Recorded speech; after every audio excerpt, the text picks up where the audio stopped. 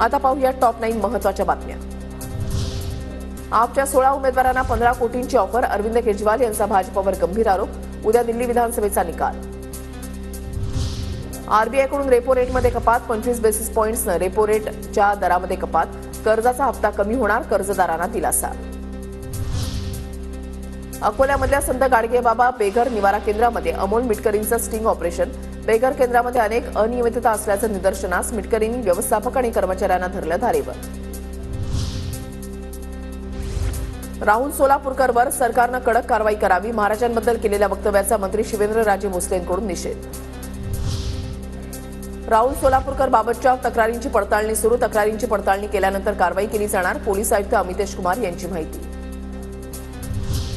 समरजित घाटगेंच्या भाजप प्रवेशाबाबतच्या चर्चेला पूर्णविराम, समरजित घाटगेंनी भाजप प्रवेशाबाबतचं वृत्त फेटाळलं, राष्ट्रवादी काँग्रेस शरदचंद्र पवार पक्ष सोडून कुठेही जाणार नाही, घाटगेंची प्रतिक्रिया।